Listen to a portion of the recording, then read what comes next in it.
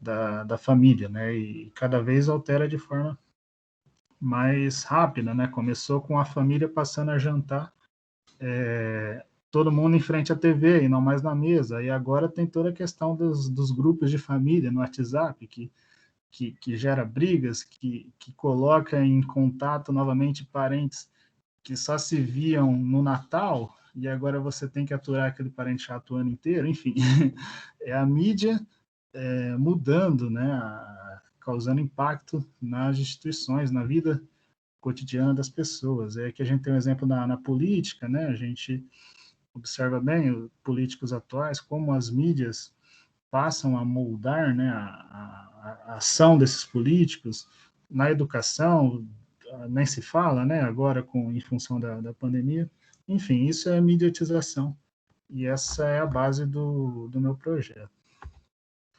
E aí, qual que é o objetivo, né, geral desse meu projeto? É analisar, né, como se deu o processo de mediatização das entidades sindicais, né, porque esse processo também, como eu falei, acontece em diferentes instituições e os sindicatos não estão fora disso. E quais seus impactos na relação dos sindicatos com os trabalhadores, na atuação dos sindicatos, enfim, como se deu esse processo. Aí aqui, né, os objetivos específicos, né, contextualizar o universo sindical e o papel dessas entidades na sociedade, né, descrever as transformações ocorridas na comunicação dos sindicatos, né, em função dessas mídias. Então, antigamente, os sindicatos só entregava panfleto na porta das empresas. Hoje, os sindicatos já usam WhatsApp, mandam, né, e-mail, newsletter, redes sociais, enfim, isso vai alterando o funcionamento da entidade. Né, elencar as etapas desse processo de mediatização e avaliar os elementos que compõem esse processo e os seus desdobramentos, suas consequências, enfim.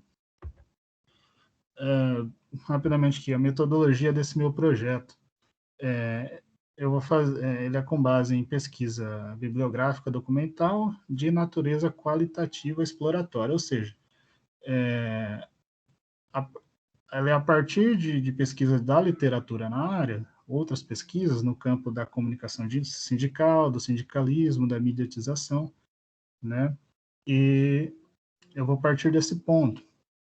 E eu também vou fazer entrevistas semi-estruturadas. O que seriam essas entrevistas? Eu segmentei 5 grandes entidades sindicais, por exemplo, metalúrgicos do ABC, bancários de São Paulo, e eu vou entrevistar os secretários de comunicação dessas entidades, para conversar com eles sobre a comunicação dos sindicatos. E aí, a partir dessas entrevistas, mais a pesquisa bibliográfica, eu vou trabalhar os resultados, né, com análise de conteúdo. Então, análise de conteúdo é uma técnica, né, vocês muito provavelmente vão utilizar quando estiverem fazendo o TCC ou já utilizaram em trabalhos da faculdade, né, que você coleta as informações, aí você reduz, segmenta, categoriza, e isso bem resumido, tá, gente? Faz uma categorização dessas informações colhidas, cria segmentos, separa, enfim, qual que é o objetivo principal? Encontrar padrões. Então, identificar, por exemplo, que todo sindicato que passou a usar as redes sociais, ele passou a ter um comportamento X, ou ele passou a ter um resultado Y. Enfim, essa é a base de toda pesquisa, né? Encontrar padrões. E, por fim, aqui, eu falaria das referências, mas em vez de pôr aqui, colar as referências do meu projeto, ficaria um negócio extenso e sem muita utilidade, eu selecionei uma principal referência aqui que a gente tem em mediatização para sugerir para vocês. Quem tiver interesse, né, talvez faça um TCC que tem algo a ver, fica a sugestão de vocês pesquisarem um pouco sobre o Stig Yarvard.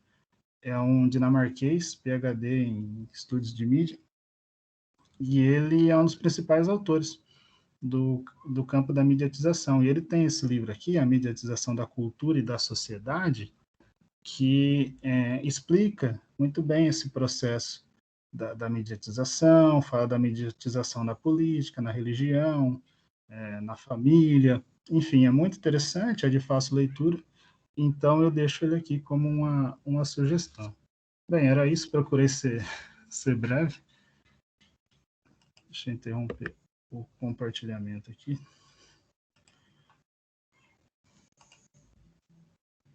Ricardo, muito obrigado. Bem legal. Legal saber como é que o seu projeto está andando, né? Já mudou um pouco assim da última vez que eu tive contato com ele. Muito bom. Então, gente, para quem chegou um pouquinho depois, a gente está aqui no Café com Mestrandos.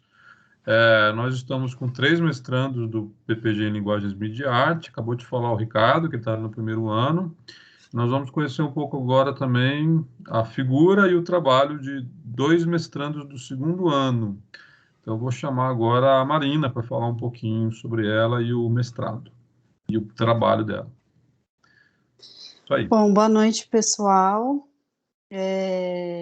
Como o Tarcísio falou, meu nome é Marina, eu estou no segundo ano já do mestrado, já e ainda, né? E, na verdade, eu me formei em Ciências Sociais em 2012 e não fiz mestrado logo em seguida, né? Eu fui deixando porque eu não sabia o que estudar. Na verdade, eu queria estudar tudo e não conseguia me decidir exatamente no que estudar mesmo, assim. Então eu fui deixando com o tempo. Fui pesquisando uma coisa ali, outra aqui, mas não me aprofundava porque não era, pensava, não é para isso que eu quero fazer o mestrado, eu quero uma coisa que que eu me apaixone mesmo, assim, né?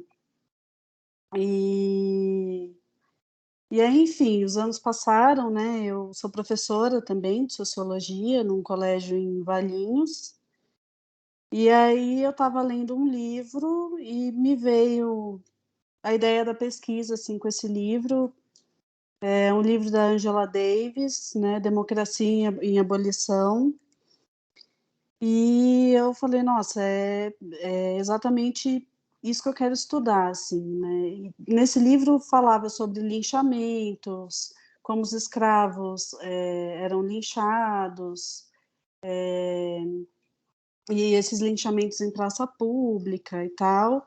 E também falava de um caso em Abu Ghraib, na prisão de Abu Ghraib, que fica localizada em Bagdá, de que mulheres torturavam, depois, né, do 11 de setembro, lá em 2004, mais ou menos, torturavam os prisioneiros, né, considerados terroristas. E aí eu tinha esses dois temas na minha frente, né, das mulheres torturando os terroristas e o outro dos escravos em linchamento, e eu fui pro das mulheres. Por que que eu fui pro das mulheres, né? Porque quando eu entrei em contato com essas fotos, eu fiquei muito chocada. Eu fiquei muito chocada de ver também que eram mulheres que estavam torturando, assim. Então eu caí no senso comum, né, de que mulher não tortura, de que mulher é santa, de que mulher é casta, enfim. Eu caí nesse senso comum e foi muito provocativo, assim, para mim, né? E aí, isso foi, né, há 2 anos atrás, então, eu comecei a escrever o projeto, né? Eu vi a bibliografia do próprio livro, da Angela Davis, o que que ela falava, sobre quem ela falava, e fui escrever o projeto, fui no mestrado, aí uma curiosidade, assim, né, na prova seletiva, eu fiz o primeiro dia, no segundo dia eu quase não fui, porque achei que eu tinha ido muito mal no primeiro dia. Aí no segundo dia eu falei, acho que eu não vou, porque eu fui muito mal, porque para mim as pessoas que iam corrigir a prova iam até dar risada da minha prova, assim, porque eu tinha achado que eu tinha ido muito mal mesmo. E aí fui no segundo dia, porque eu falei, bom, vou, né? Aí eu fui, escrevi o que eu não, mais do que eu não poderia, assim, né? Eu falei, não, já que eu vim, eu vou tentar, né? E deu certo, né? Graças a Deus deu certo. Eu estou estudando, então, né, essa prisão de Abu Ghraib. Na verdade, a gente não vai ter... A minha orientadora é Eliane Rigg, e a gente não vai entrar na questão das mulheres em si, porque conversando a gente entendeu que, na verdade, as mulheres lá, elas estão servindo a uma instituição, que é a instituição militar, né? E não necessariamente elas estão ali por uma agência própria ou porque só são mandadas também fazerem aquilo, né? Tem todo um sistema por trás que faz com que elas ajam de tal maneira. Então, a gente vai estudar as relações de poder, né? A gente está estudando, no caso, as relações de poder que implicam nessas torturas. E por trás dessas torturas, a gente vai perceber que o torturado, ele é visto como um ser que não é humano. Por isso que ele é levado a essa tortura, assim, né? A ser torturado, aliás. Então, a gente vai por esse lado. Concomitante a isso, a gente tem a ideia de fazer também uma produção artística. Por quê? Porque eu vou trabalhar com as fotos, né, de Abu Ghraib, então com as fotos da tortura, da prisão, e a gente tem a intenção de fazer uma produção artística que case com essas fotos de Abu Ghraib, que nos remeta a essas fotos e que tragam outros efeitos de sentido, né? Então, perante os teóricos que a gente vai usar, que é o Barthes, o Curtini, né? Eles vão falar muito sobre esse impacto que uma imagem tem na gente, assim. Então, com uma fotografia de Abu Ghraib, eu coloco uma fotografia que eu fiz. Basicamente, são fotografias que vão falar muito sobre o corpo, já que a gente tem um corpo sendo torturado, né? Então, é basicamente sobre o meu corpo, principalmente por conta da pandemia, né? Que não dá para sair para fotografar, e teria o comitê de ética também e tudo mais. Mas é basicamente o meu corpo e aquilo que aquela foto me causa em mim. Como a gente está falando do que essa foto causa em mim, essa pesquisa é, portanto, uma autonarrativa, né? O que é a autonarrativa? É uma pesquisa que ela vai ser teórica, né? Eu não vou falar de mim nessa pesquisa, assim, o tempo inteiro, mas vai me atravessar enquanto indivíduo, enquanto sujeito, né? Então eu vou, em algumas partes eu estou falando de mim, né? Principalmente porque na minha pesquisa a gente tem um memorial, então o memorial ele é inteiramente sobre mim, né? Sobre o que me levou a fazer essa pesquisa e tudo mais. E como tem essas fotografias, que é do meu corpo, tudo, então essa dissertação ela vai atravessar, né? Vai me atravessar enquanto sujeito.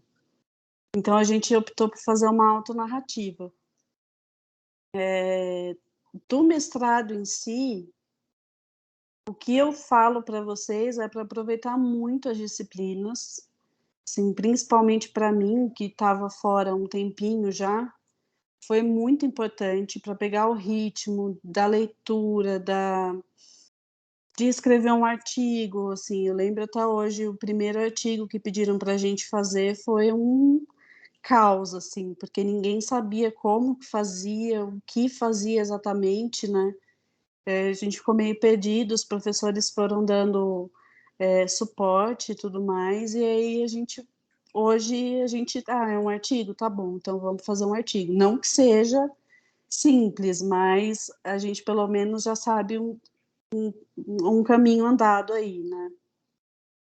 Então as disciplinas foram essenciais, assim, pelo menos para mim, assim, para eu pegar no ritmo, né, para eu sentir como que é o mestrado, sentir como que isso afetaria o meu trabalho também, né? lógico, foi um ano atípico, que eu trabalhei de casa também, né, estou trabalhando de casa, então, isso ajuda, não vou dizer que não, né, o mestrado em si, a gente ia ler os textos e tudo mais, mas é isso, assim, eu sei que um dos principais motivos de eu ter entrado no mestrado foi para movimentar a minha vida também, assim, né, mas aí veio a pandemia. E eu falei: "Ih, meu Deus do céu, né, como é que eu vou fazer agora?". Mas deu tudo certo, assim, eu consigo dizer que eu sou apaixonada pelo meu objeto de pesquisa, consigo ver com criticidade, lógico, né, porque a gente não pode se perder também nessa paixão aí. E tá sendo muito gostoso mesmo, assim. Eu falo para minha orientadora, assim, às vezes a gente está conversando, ela fala: "Pensa num doutorado", e aí eu falo: "Quando a PUC abrir o doutorado, eu vou pensar", porque é isso, assim, eu já sou filha da PUC, né, faz tempo, e tenho um carinho enorme, assim, pela universidade, muito grande mesmo. Então é isso, assim, o que eu tenho para falar.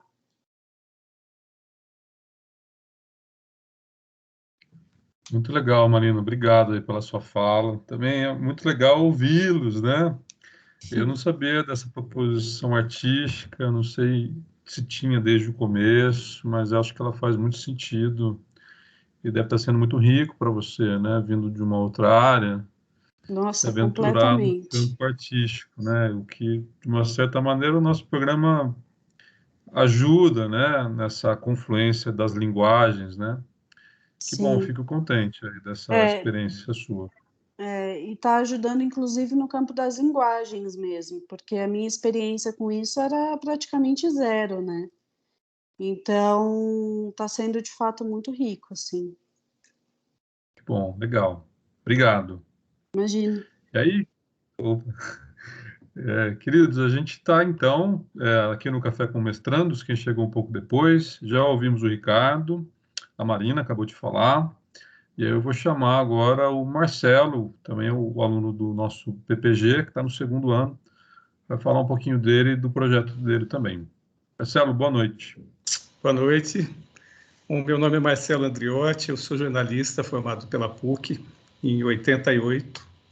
E quando eu saí da PUC, eu comecei, apesar de já ter um interesse de desenvolver algum trabalho acadêmico, fazer uma pós-graduação, eu acabei entrando no meio jornalístico, de onde não consegui sair durante 30 anos, né? Eu passei por vários jornais aí, aqui em Campinas, pelo Diário do Povo, Correio Popular principalmente, onde eu fui repórter, editor durante muito tempo. Depois, um tempo mais curto, pelo Estadão, pelo G1, pela revista Caros Amigos, eu colaborei, também escrevi alguma coisa. Pela FSB, que é uma agência de comunicação muito grande aí do Brasil todo. Até que eu voltei para a PUC para trabalhar como assessor de imprensa, onde eu estou há 2 anos e meio. E aí foi quando essa volta na PUC como profissional que eu consegui vislumbrar novamente a possibilidade de fazer uma pós-graduação, fazer um mestrado, né? E já comecei logo que eu entrei, comecei já a me inteirar como que funcionava o limiar, como que era a linha de pesquisa, as linhas de pesquisa, já tinha uma ideia do que eu gostaria de estudar, o que seria a minha dissertação, e aí fiz o processo todo aí para conseguir entrar. Sou da mesma turma aí da Marina, né? Então estou no segundo ano já de estudos, né? Agora minha cachorra vai interromper um pouquinho, porque chegou minha mulher e minha filha chegam da escola nesse horário, ela fica alucinada. Enfim, eu comecei a trabalhar o meu objeto de estudo, na verdade, é o Centro de Convivência Cultural de Campinas. Para quem não é de Campinas, o Centro de Convivência é um complexo arquitetônico voltado para a cultura. Tem 2 teatros, um teatro interno, um de arena, galerias de arte, um espaço externo onde funciona uma feira de artesanato, uma área onde a orquestra sinfônica fazia seus ensaios, né? E nos anos 80, isso foi fundado em 76, nos anos 80 e 90, todo o entorno do centro de convivência cresceu muito. Foram vários bares que foram aparecendo, surgindo lá com uma intensa atividade artística. Intensa a ponto assim, de alguns bares terem seus próprios festivais e gravarem discos. Havia uma série de peças de teatro, lançamentos de livros, exposições de arte, nesses bares em volta, junto com o que acontecia já no centro de convivência, que era muito ativo. Esses anos aí, dos anos 80 e 90, foram muito intensos, uma produção artística muito grande e com uma interação muito grande dos artistas com o público, e uma proximidade muito grande, porque é uma área de 2 quarteirões ali em volta do teatro, né, onde as coisas funcionavam. Então, a minha intenção era fazer um estudo sobre essa época e esse local, né? Minha ideia era essa, mas há muito tempo eu estava fora do mundo acadêmico. Quer dizer, não tinha a menor noção de como desenvolver um mestrado, fazer uma dissertação. Então, a minha entrada no Limiar foi muito assim, importante, esse contato que eu tive, primeiro, com os professores das primeiras aulas. Então, nos 3 primeiros semestres, nós tivemos aulas constantes aí do SAP, de tema ou de disciplinas específicas, que eu fui também escolhendo de acordo com o que eu ia estudar, né? Então, eu percebi, com a ajuda do meu orientador também, que a gente estava trabalhando na minha dissertação. A gente estava trabalhando memória, estava trabalhando comunicação, relação interpessoal, cultura, principalmente. Eram alguns eixos ali que se entrelaçavam nesse tema de estudo, né? Então, eu busquei disciplinas que trabalhavam com isso, essa questão da memória, essa questão da cultura, essa questão da comunicação. E como a Marina falou, a gente foi aprendendo como que funcionava essa questão de fazer artigos, de escrever para o meio acadêmico, de entender toda a estrutura de uma dissertação. Quer dizer assim, quando a gente entra, a gente fica completamente perdido. Do que se trata, como a gente faz, escrever não era meu problema. Eu fiz 30 anos escrevendo, mas para jornal era outra coisa completamente diferente, né? Então, assim, eu entrei como qualquer outro novato, né? Apesar da minha experiência jornalística.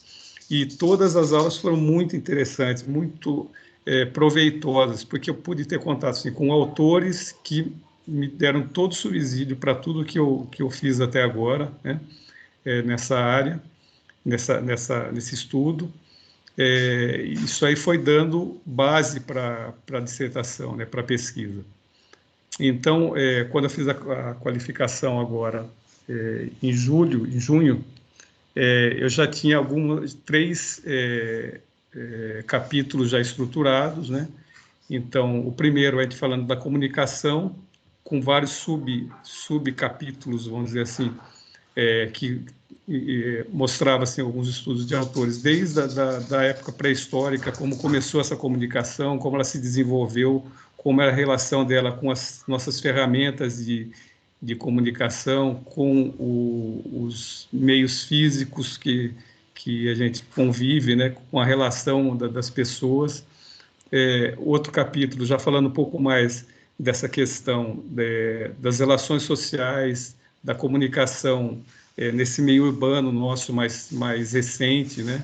Como as coisas funcionavam, a cotidianidade e a produção cultural, né? Como que ela funciona nessas relações e também na relação com o espaço físico, né? Que isso era uma coisa importante. Sobre convivência, quando eu comecei a fazer o estudo, eu encontrei apenas um estudo de um arquiteto, uma dissertação também, sobre como foi a concepção do projeto arquitetônico, né? Então, ele estudou como o Fábio Penteado pensou e projetou todo aquele espaço, tal. Qual era a intenção dele, e fora isso não tinha mais nada. Quer dizer, assim, tudo foi se trabalhando com a ajuda desses autores que trabalham assuntos relacionados ao que eu estou estudando, né? Então, foi uma construção mais ou menos sem nada muito pronto que eu pudesse me me basear em relação ao centro de convivência, né? Então, todos esses primeiros 3 semestres aí são muito importantes para a gente conseguir desenvolver esse trabalho. E agora eu estou numa fase final, que é as entrevistas em vídeo, porque eu quero fazer um documentário também, com pessoas que viveram nessa época, né? Então, eu estou entrevistando artistas, produtores culturais, frequentadores do Convivência, né, que viveram naqueles anos 80 e 90 e principalmente que tiveram uma participação ativa muito grande na produção cultural daquela época. Então, essa é a última fase, vamos dizer assim, da dissertação, e todo esse trabalho, todas essas entrevistas vão servir de base para que eu possa construir ou reconstruir a história do Convivência nesse período e a memória das pessoas que participaram desse momento. É isso.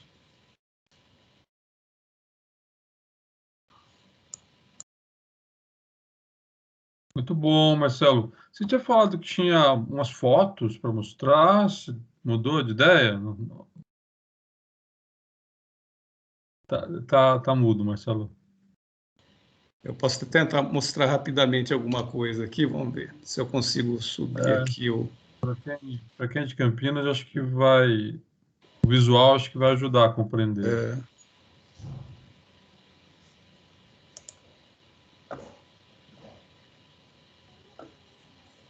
Não está aparecendo a tela ainda não, né? Apareceu, Marcelo. Apareceu? Uhum. Vamos ver se eu ativo aqui. Essa é a apresentação que eu fiz para a qualificação. Talvez dê para mostrar um pouquinho aqui de como...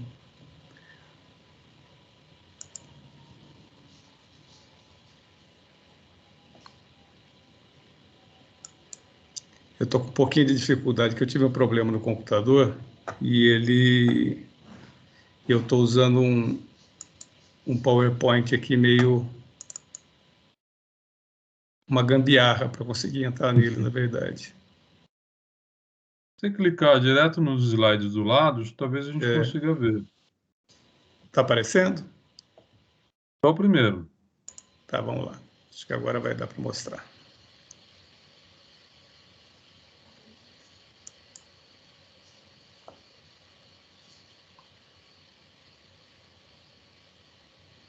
Está carregando aqui, vamos ver se vai.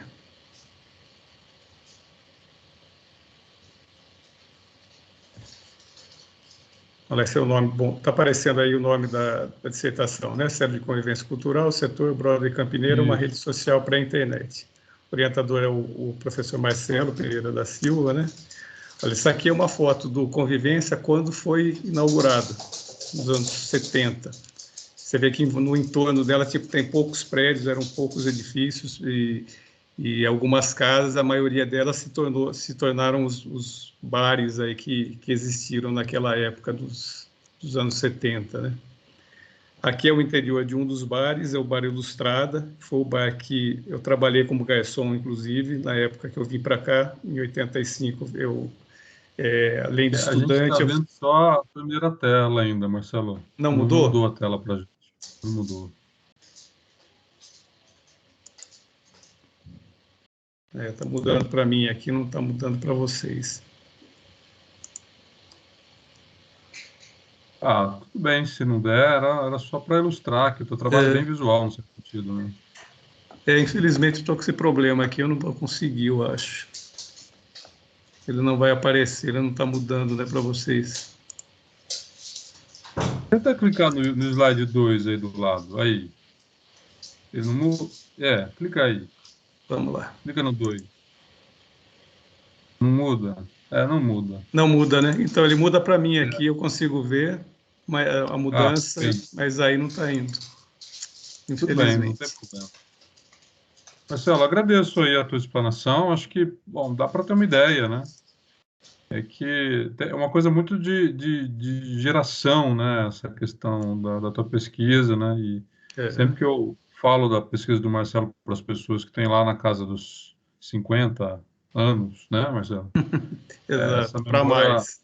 Essa memória do setor fica muito ativa, né? Para Inclusive, Campinas, especificamente, é uma pesquisa muito legal, né, de ser feita. Inclusive, já saíram algumas matérias falando da dissertação, da pesquisa, né, que atraíram assim interesses diversos, inclusive de fora do Brasil, de pessoas que estão morando fora, mas viveram aqui em Campinas nesse período. Alguns que foram até músicos de bandas aqui, e inclusive está surgindo propostas assim de se fazer. Um desses músicos, ele está com um projeto já financiado pela Lei Rouanet, sobre grupos musicais de Campinas, e ele quer aproveitar aí a minha pesquisa para também fazer parte desse documentário que ele vai fazer sobre. Legal, né? A coisa caminhou muito rápido, né? Você vê que tem um interesse grande aí.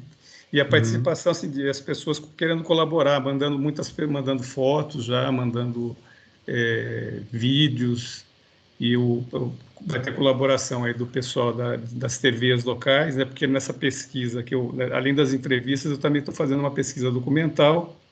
Então a IPTV já está separando algumas imagens da época, o MIS também está vendo, o Museu da Imagem do Som aqui de Campinas também algumas imagens, então está tendo uma colaboração aí de meios de comunicação e de órgãos públicos sobre o tema. Muito bom, Marcelo. Fico muito contente com a repercussão. Eu imaginava que isso ia acontecer, né? E aí mostra que a gente tem um potencial no programa, né? Para olhar para as coisas mais regionais, assim, né? Muito bom. Obrigado.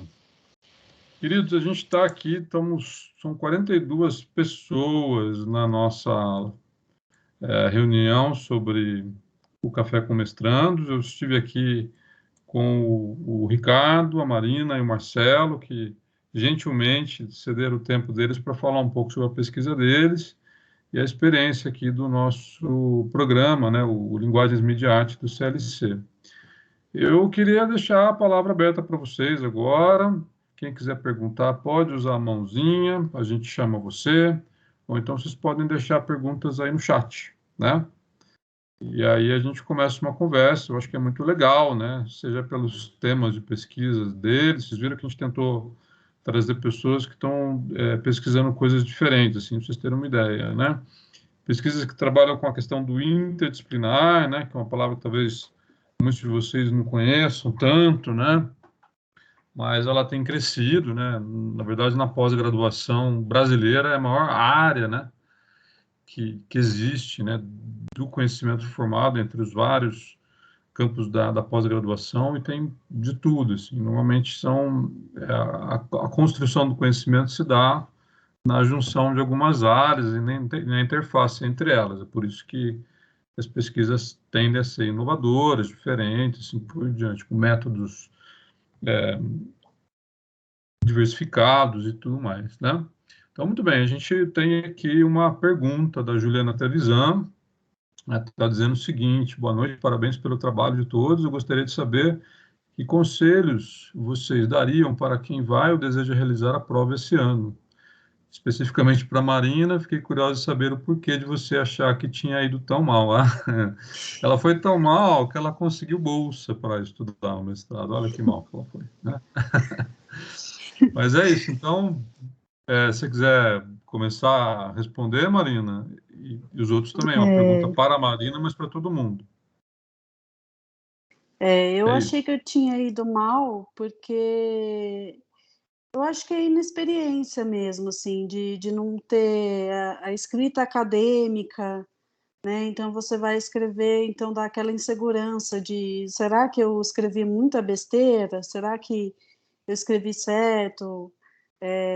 Principalmente com relação à lista, né? Que o mestrado exige de lista de textos, né? De artigos para a gente ler para a prova. Fazia muito tempo que eu estava fora, né? Da, da academia. Então eu li e achei que tinha entendido, né? Então, na hora da prova, dá aquele branco.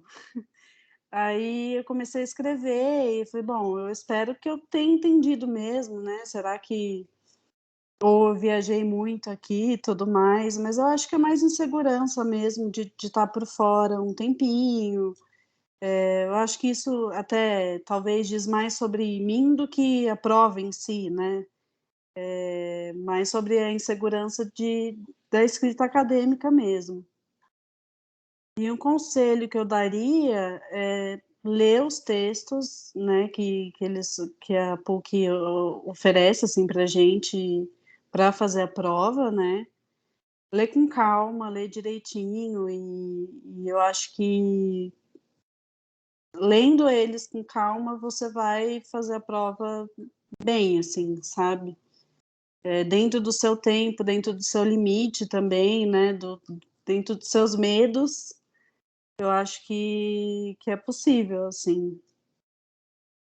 Acho que é esse o conselho que eu daria, assim. Muito bom. Marcelo, Ricardo, tem algum conselho? Eu acho que o meu é o mesmo da Marina, viu? Leiam bem aí o que já é pedido para fazer a prova, porque eu não fiz isso direito, não consegui ler aprofundadamente tudo que estava sendo proposto e fui mal mesmo, que eu fiquei fora da primeira chamada ali, era o primeiro reserva, vamos dizer assim, que eu acabei entrando depois, aí que teve uma abertura de vagas e tudo mais. Mas assim, por essa questão até de eu estar fora do meio acadêmico, eu estava completamente sem muita noção de como isso funcionava. Se eu tivesse feito a leitura com uma forma mais atenta e com mais calma e mais tempo, né, eu teria ido melhor, eu imagino. Além de referendar, né, o conselho dos colegas, eu acho que é interessante todo mundo, na medida do possível, criar o costume de ler textos acadêmicos, artigos científicos. E quando eu digo isso, é sobre assuntos que vocês se interessam mesmo. Então, por exemplo, você está na graduação, ou mesmo após a graduação, tá no mercado de trabalho, tem algum assunto que você se interesse, em vez de apenas ver reportagens, né, coisas assim do tipo, pesquisa lá no Google Acadêmico, um artigo científico sobre isso, às vezes uma dissertação de mestrado, não precisa nem ler inteira necessariamente, mas assim, tendo esse hábito, você se acostuma. Claro, além de, na faculdade todo mundo tem que fazer isso, mas eu digo manter, né, e reforçar. Você fica mais habituado com a linguagem dos artigos, dos conteúdos acadêmicos e fica mais fácil na hora de fazer o processo seletivo. Acho que isso foi uma coisa que me ajudou muito. E uma outra dica bem prática é quem não tem facilidade com inglês, né, tem uma etapa do processo seletivo que é necessário isso. Então, já deixo o conselho, na medida do possível, estudarem, né, se aprofundarem no inglês por conta própria ou entrando num curso. É algo bem útil, não só o processo seletivo, mas dentro do próprio mestrado, para você buscar referências internacionais, enfim. Acho que essas duas dicas podem ajudar. Muito bom. Tem mais perguntas ali, mas eu vou aproveitar. Deixa, eu coloquei aqui no chat para vocês a página do Facebook do PPG Limiar e o endereço do mestrado dentro do site da PUC, para quem quiser dar uma olhada. As informações sobre o seu processo seletivo desse ano já estão lá, algumas pessoas estão falando que já estão interessadas nesse ano, né? E as inscrições já começam agora em outubro, tá? E aproveitando, eu queria só falar para vocês que a gente tem mais uma atividade para quem quiser falar coisas específicas do processo seletivo e tudo mais. Agora, no dia 29 de setembro, nós vamos fazer uma atividade via Teams também, a gente chama de PPG Limiar Aberto, né, das 7 às 8h30 da noite, em que a gente vai falar especificamente do processo seletivo, dos professores, das linhas de pesquisa e tal. Aqui está a propagandinha que a gente lançou hoje, inclusive nas redes. E aí, se vocês quiserem participar, como é que faz? O caminho que eu indico é o seguinte: esse postzinho que eu acabei de mostrar para vocês, ele está lá também no Facebook. Aí vocês entram lá, curtam a página, vamos dar likes para o nosso programa. E nesse post que eu acabei de mostrar, no comentário dele tem o link para o acesso dessa reunião que a gente vai fazer no dia 29 de setembro, tá bom? Muito bem. E aí, feito isso, a gente vai falar com a Ana Catarini, que disse o seguinte: ela queria saber mais sobre como foi o processo seletivo e quais foram as maiores dificuldades. Vocês comentaram um pouquinho sobre isso já, mas de repente sei lá, uma informação a mais. O Marcelo e a Marina falaram um pouco sobre isso, né? Não sei, o Ricardo, tem uma coisa da prova, né? Que a gente tende a fazer uma prova bem aberta, não tem a ver com um conteúdo específico, a gente pressupõe que vocês vêm de áreas das mais diversas, então não tem nem por que a gente cobrar alguma coisa específica de jornalismo, de publicidade. Mas a gente indica lá uma literatura que, via de regra, ela pode ser facilmente acessada pela internet, a maioria das coisas que estão lá para a prova de 2021 são artigos, né? E a gente pressupõe que você utilize esse arcabouço teórico que você tem da sua experiência, da tua trajetória, da tua formação, um pouco daquelas literaturas que a gente está oferecendo lá, que já tem um pouco a ver com programas, coisas que os professores estudam, trabalham e têm interesse, né? Mas de dificuldades, nada melhor do que quem fez a prova, para dizer, né? Que é a pergunta da Ana Catarina. Vocês têm alguma outra coisa que vocês queriam salientar, assim, de... Eu acho que em relação à prova, eu penso em fazer a prova um pouco desapegado com essa ideia que às vezes se forma no ensino médio, na graduação, de que toda resposta ou é certo ou é errado. Não que você possa escrever qualquer coisa, mas uma vez que você lê os textos, está consciente dos textos e consegue relacionar as ideias e fazer uma análise, eu entendo que esse é o principal objetivo dos avaliadores, né? Correto, Tarcísio? Então, não é tanta questão do, nossa, será que está certo, será que está errado? Não, acho que o foco é relacionar bem as ideias, fazer uma análise que faça sentido, enfim, trabalhar aquilo que você leu. E sobre dificuldade no processo, curioso, eu falei do inglês, né? Eu lembro quando tinha um texto em inglês que a gente tinha que ler e as respostas sobre aquele texto em português mesmo. E aí eu li o texto e falei, tá, legal, entendi bem, né?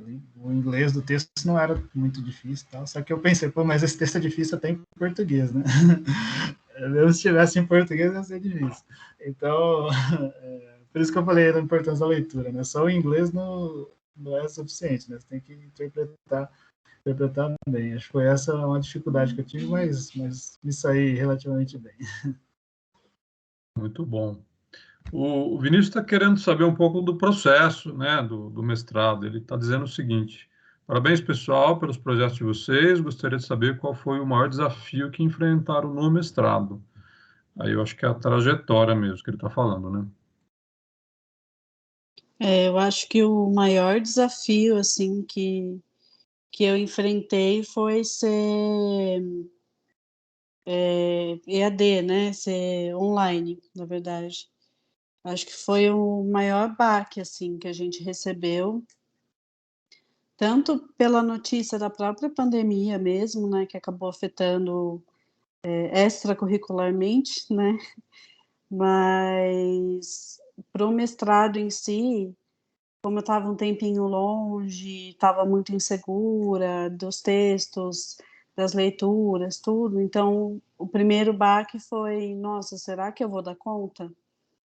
Mas os professores tranquilizaram muito nesse sentido, assim, muito mesmo.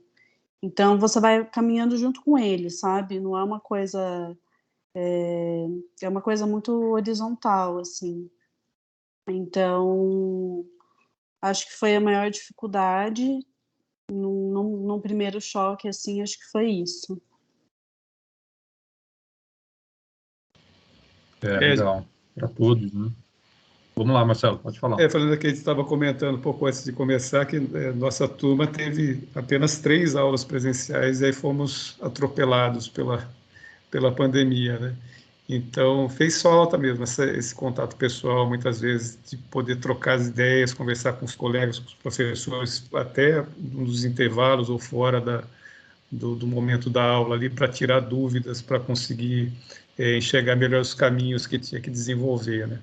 A gente trabalhou isso com grupos de WhatsApp dos colegas e tudo mais, para poder ter uma interação um pouco melhor extra aula, assim, mas não é a mesma coisa, né? Então, eu acho que se tudo der certo, essa próxima turma não vai ter essa dificuldade, vai poder, eu acho que até de forma híbrida, e fazer algumas atividades, continuar algumas atividades online, mas vai ter essa possibilidade de troca de informações, né? E assim, eu tive dificuldades por conta também de trabalho e tudo mais, assim, de conciliar as coisas, né? Porque assim, você tem que ler muita coisa, você tem que escrever muita coisa, então é puxado, né? Mas assim, deu para sobreviver, não é também nada, não é muito pior do que ficar numa redação de jornal, não, durante 12, 14 horas se matando, né? Legal, pensando assim, né, mas Fica bem mais fácil. essa turma vai ser interessante, porque eles vão fazer a prova online, né, ainda, no processo seletivo em outubro, novembro, mas tudo indica que, de fato, a gente vai caminhar para o presencial, né, no ano que vem. É isso. Que a atividade de pesquisa, às vezes, ela se torna uma coisa bastante autocentrada, né? E é bom que você tenha pessoas para falar sobre, e parece que a coisa vai se clareando, né? E nisso faz falta o distanciamento mesmo. Muito bom. A Beatriz disse o seguinte: parabéns a todos pela pesquisa, são todas ótimas, mas eu gostaria de fazer a pergunta para a Marina. Fiquei muito interessado em sua pesquisa. O que te mais deixou impactada na pesquisa sobre a tortura na prisão? Eu acho que, num primeiro momento, o que me deixou mais chocada foi o fato de ver mulheres torturando mesmo, assim. Acho que foi eu me confrontei ali com o senso comum e vi um próprio, talvez, preconceito meu, e o que mais me impactou foi isso. E aí, depois que eu fui vendo, né, depois da pesquisa, que eu fui vendo as fotos com mais calma, tudo, eu acho que é a própria, porque assim, eu não sei se vocês viram, eu nem trouxe foto nem nada, mas na verdade as pessoas que torturam, né, os soldados, as soldadas, eles estão sorrindo, eles estão fazendo joinha, né, como se eles estivessem viajando de férias, né, então isso também choca, então não é só, não que não seja tão ruim quanto, mas não é só uma mulher torturando, é uma mulher e um cara, né, que estão ali e estão sorrindo para a foto como se estivessem tirando uma selfie numas férias, assim, né. Então, isso choca muito.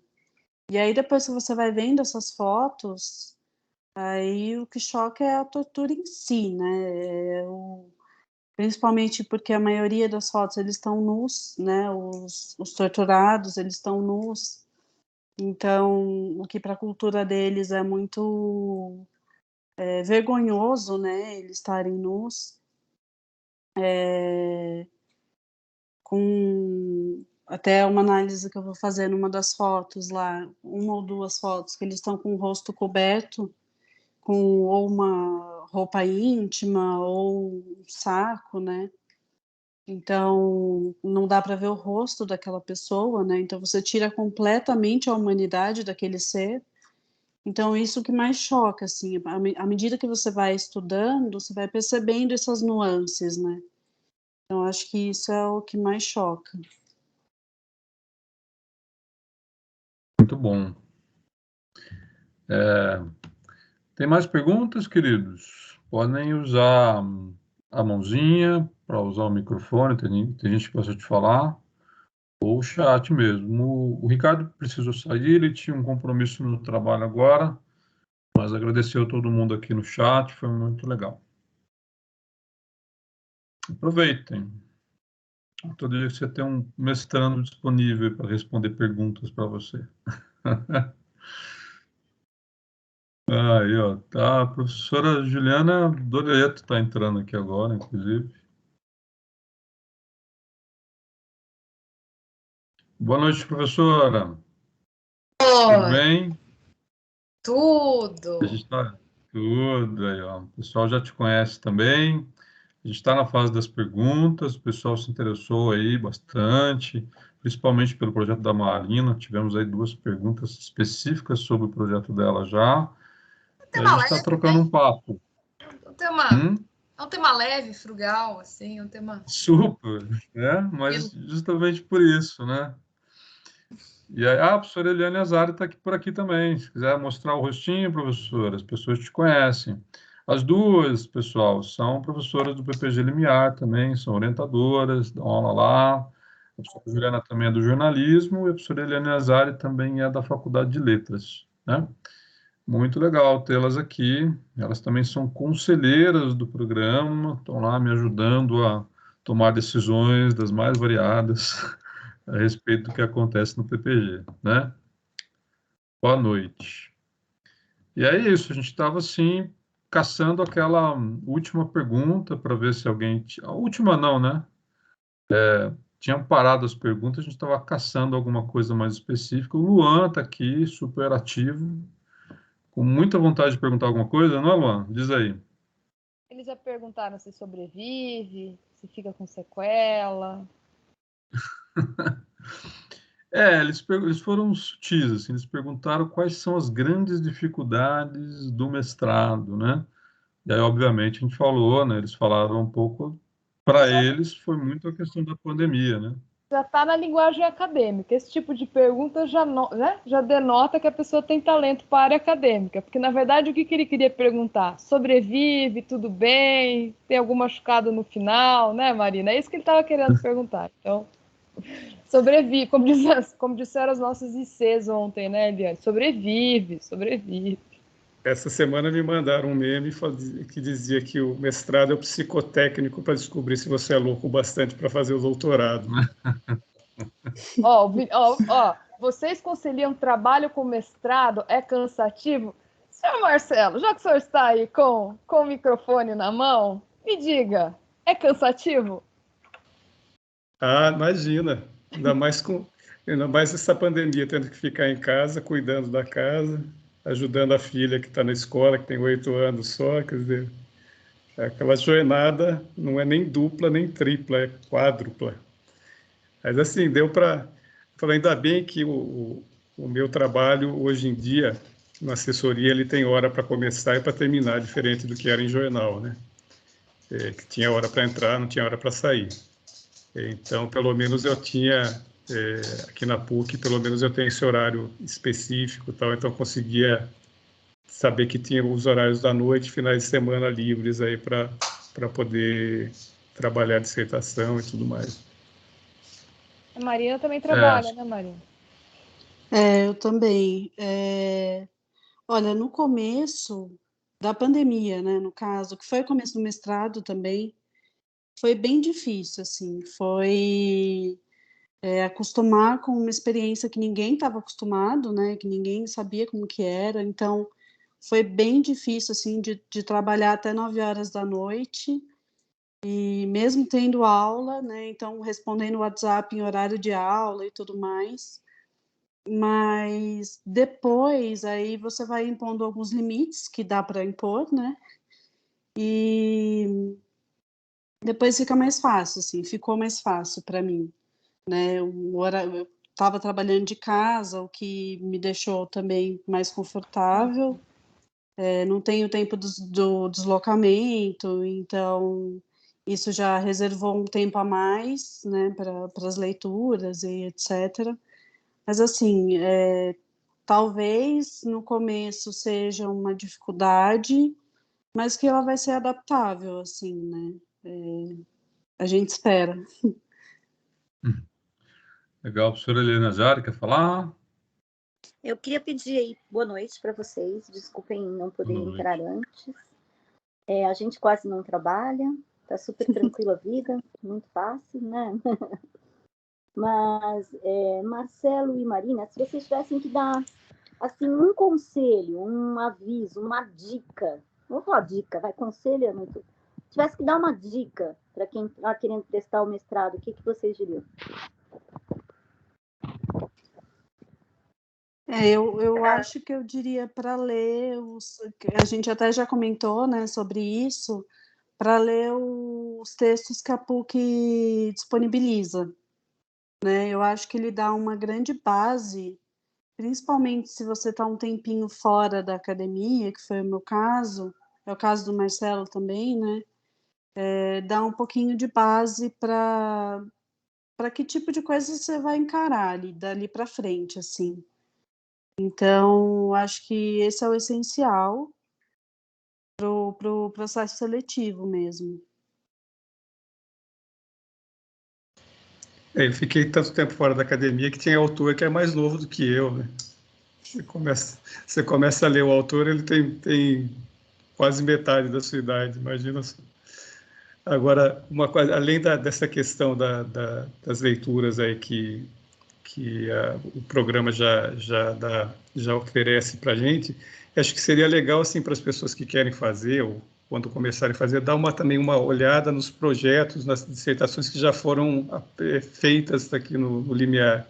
Isso aí vai ajudar bem até para quem tá com dificuldade para elaborar um pré-projeto, né? E depois, quando estiver começando a desenvolver, a tentar dar corpo na sua dissertação, você vê o que já foi feito aqui, o que já foi apresentado, como que é a estrutura, como que é o desenvolvimento das ideias, né, a abordagem dos autores. Acho que isso aí pode ajudar bastante para quem quer fazer o mestrado. Muito bom. Posso dar minha dica? Eu tenho uma dica, posso dar? Escolhe uma coisa que você gosta muito, porque você vai ficar lendo sobre aquela coisa muito tempo. Então, claro que a gente vai fazer adaptações, tá, em relação aos nossos projetos, né? Os orientadores precisam conseguir ajudar vocês, mas tentem escolher alguma coisa. Não importa se você acha, ninguém se interessa por isso e tal. Se você justificar bem, né, e conseguir adaptar, claro, né, não é bem adaptar na palavra boa, mas se ajustar, se coadunar, né, com a pesquisa do orientador, vai funcionar. E aí você vai ficar lendo sobre uma coisa durante 2 anos, mas vai gostar desse trabalho, porque o pior modo é assim, eu vou escolher isso porque eu acho que isso é um tema legal, da moda, ou sei lá o quê, e na verdade você quer estudar outra coisa que você acha legal, então tenta justificar as suas escolhas, porque se você escolhe um tema que você acha que aquele tema merece ser estudado, você gosta daquilo, que você acha que, né, é um campo que para a qual a sociedade deve olhar. Então, é a minha dica. Eu gostei da pergunta, Eliane, tanto que eu quis responder. Eu endosso, porque assim, a primeira coisa que eu sempre falo para a galera é não pode perder a paixão. Você tem que entrar com paixão e não pode perder a paixão, porque a hora que você perde a paixão, daí não dá para aguentar mesmo, porque é trabalhoso, tem leitura, é puxado, né? Você vai pensar assim, esses professores acham que eu não tenho mais o que fazer na vida, ficar dando um texto por semana para ler, mas, né, Marina ali, né? Mas faz parte, né? No final, é ruim, mas é bom. É difícil, mas é legal, né? E eu acho que quando você termina, você vai falar, puxa, mas já acabou. O mestrado passa muito rápido. E se você for fazer uma coisa que você não gosta, que não tem paixão, que não te movimenta, né? Aí fica muito complicado mesmo, né, de superar as dificuldades e levar, né? Desde o começo, a gente ouve os alunos falarem sobre seus projetos, quando brilha o olho, assim, né? É muito legal. Você vê que tem uma conexão e que a pessoa está querendo discutir aquilo realmente porque é algo que lhe move, né? Uma dúvida que quer saber mais a respeito, quer perguntar, né? Quer investigar, entender. Então, isso acho que é essencial. Também seria a minha dica aí, endossando o que a Ju falou e o que os alunos falaram também. Acho que, né, leitura é importante, mas é importante você buscar uma coisa que você goste. Eu acho que é fundamental. A gente tem a vida organizada também, né? Porque são 2 anos, você vai, né? Você precisa ter a cabeça naquilo. Se você tiver com a cabeça com 10 mil coisas ao mesmo tempo acontecendo, o Vinícius perguntou se é cansativo conciliar com o trabalho. Não é, mas também depende um pouco do teu trabalho. Se tem um trabalho que vai te consumir 50 horas semanais, você vai ter uma experiência com mestrado diferente de quem consegue trabalhar 20, 30 horas e que, de fato, quando você sai do trabalho, ele se desprende de você. Tem trabalhos que não fazem mais isso com a gente, né? Ele fica conosco 24 horas. Então, a experiência do mestrado também é um pouco de você ter uma vida um tanto quanto organizada para experienciar, né, essa abertura e essa inserção no mundo acadêmico, né, que ele é um mundo à parte, importante, faz parte do ensino superior, mas que na graduação, se você não presta atenção, ele não aparece tão claramente para você, né? Então, é um mundo à parte, eu diria, para ser descoberto, né? E pensar assim, que a vida é grande, a vida é longa, então também não precisa fazer tudo ao mesmo tempo agora. Então, se vai fazer o mestrado, né, esse é um ponto importante da tua vida. Então, talvez depois você possa trabalhar no lugar que você queira trabalhar, ou o contrário, quer trabalhar naquele lugar, talvez depois que você passar por aquele estágio, você venha para o mestrado com um pouco mais de organização, assim, porque o que a gente às vezes vê, né, Tarcísio e Eliane, muita gente assim, com muita coisa acontecendo ao mesmo tempo. Então eu estou grávida, eu vou ter o bebê, eu vou virar chefe e eu quero fazer um mestrado. Aí a gente pensa, pera, qual que é a tua, né, a sua organização aqui? Porque às vezes, claro, uma outra coisa, a gente não tem controle, né? Às vezes acontece muita coisa também nesse processo. Às vezes, né, pinta um bebê, aí, né, ok, vamos seguir com o bebê. Mas às vezes a gente vê que a pessoa está colocando mais um projetinho na caixinha. E o mestrado é um projeto bacana, é um projeto importante. E ele pode conviver com outros projetos, mas ele precisa ter um grau de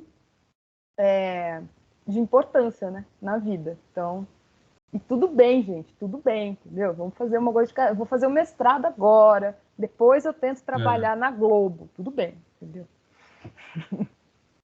Dá para mudar, dá para fazer a viagem dos sonhos de 2 semanas. Tudo isso você consegue fazer, mas trabalhar na Globo é um outro projeto. Exatamente. Muito Ou bom. não, você pode destruir mais... esse projeto também, fazendo mestrado, repensando. Olha, tem 2 perguntas aqui. Quais sugestões vocês deixam para a parte das entrevistas com os orientadores? Seja Olha, sincero. Seja sincero, não tente me enganar. é isso, ser transparente, mostrar quem é você, mostrar o melhor da sua trajetória que te levou a chegar ali para dizer que quer fazer um mestrado, né? Então, a gente leva muito em conta assim os caminhos, né, os percursos. E aí essa trajetória vai mostrar essa vontade que está despertando em você, assim, né? Mais do que dizer para a gente que você leu 40 mil autores diferentes. Vale mais um pouco que aquele momento é o momento que você encontrou para fazer o mestrado, que para a gente é uma coisa que é muito difícil, depois que vocês entram, alguém desistir. Isso é muito ruim. Então, a gente testa nas entrevistas se aquele momento, se a sua vontade vai te fazer ficar durante 2 anos mesmo. Tarcísio, eu acho muito importante isso que você falou, e juntando com o que a Ju falou, né? Essa coisa da sinceridade, porque a entrevista é um momento para a gente saber, não é só para a gente saber se você que escreveu o projeto mesmo, se a ideia era sua, se você está realmente interessado em pesquisar aquilo, mas a gente quer conhecer você. Fala da sua trajetória, né? A gente quer conhecer o seu, em que momento você está, de onde você vem, o que você está vivenciando, a gente quer te ouvir, né? Até para saber exatamente isso que o Tarcísio falou, né? como é que está a tua pegada para começar um projeto acadêmico desse porte agora, né? Isso é muito importante. Às vezes a gente percebe, lógico, às vezes algumas pessoas ficam mais nervosas, tal. É super de boa, a entrevista não é uma coisa assim, né, revolucionária para sua existência, mas para nós que não te conhecemos, que não, às vezes não conhecemos, às vezes é um aluno que já passou pela graduação com a gente, mas às vezes não.